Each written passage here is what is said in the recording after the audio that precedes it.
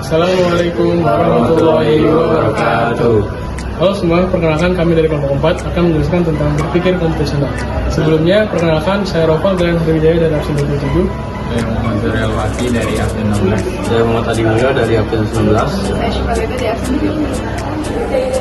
Berpikir komputasional. Cara berpikir untuk memecahkan masalah dengan menggunakan prinsip-prinsip dan konsep-konsep yang digunakan dalam ilmu komputer. Contohnya seperti pemecahan masalah secara sistematis, analisis data, dan desain algoritma. Ini melibatkan pemecahan masalah dengan cara yang terstruktur dan efisien, serta kemampuan untuk mengelompokkan masalah yang berkompleks menjadi bagian yang lebih kecil dan mudah dikelola. Berpikir komputasional sangat penting dalam pengembangan teknologi dan digunakan dalam berbagai industri dan disiplin ilmu. Selanjutnya ada dekomposisi. Apa sih dekomposisi itu? Dekomposisi merujuk pada proses pemecahan masalah yang kompleks menjadi bagian-bagian yang lebih kecil dan lebih mudah dikelola. Dengan memecahan masalah menjadi bagian yang lebih kecil, kita dapat mengidentifikasi bagian mana dari masalah yang perlu dipecahkan. Hal ini membuat proses pemecahan masalah menjadi lebih mudah dan terstruktur. Pengenalan pola. Pengenalan pola adalah kemampuan untuk mengidentifikasi pola dan kesamaan dalam data atau masalah. Dalam berpikir komputasional, pengenalan pola membantu kita menemukan algoritma atau metode yang paling efektif untuk menyelesaikan masalah yang diberikan. Abstraksi. Apa itu abstraksi? Abstraksi merujuk pada kemampuan untuk mengambil inti dari masalah dan mengabaikan detail yang tidak penting.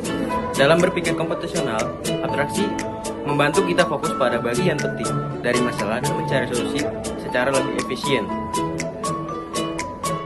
Nah, yang terakhir adalah algoritma. Nah, apa itu algoritma? Algoritma itu adalah perancangan yang merujuk pada proses membuat urutan langkah-langkah yang diperlukan untuk menyelesaikan masalah.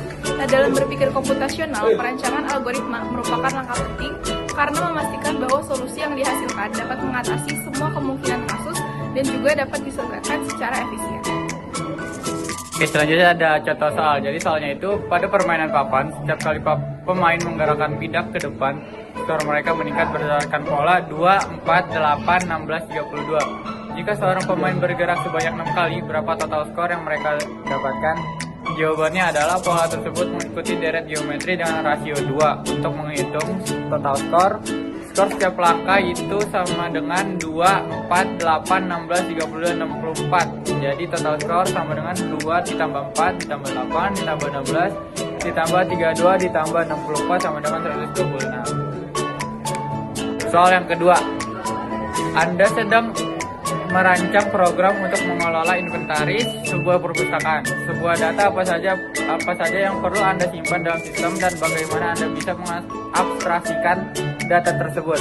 Jawabannya, data yang perlu disimpan adalah buku yang berisi judul, penulis, ISBN, tahun terbit, kategori, dan jumlah salinan. Yang kedua ada anggota yang berisi nama, nomor keanggotaan, alamat, dan nomor telepon. Yang ketiga ada peminjaman buku yang berisi ID buku, ID anggota, tanggal peminjaman, tanggal pengembalian, dan abstraksi.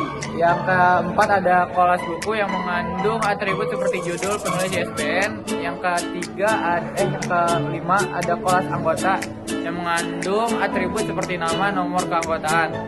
Yang keenam ada kelas peminjaman yang mengandung hubungan antara kelas buku dan kelas anggota serta tanggal-tanggal terkait.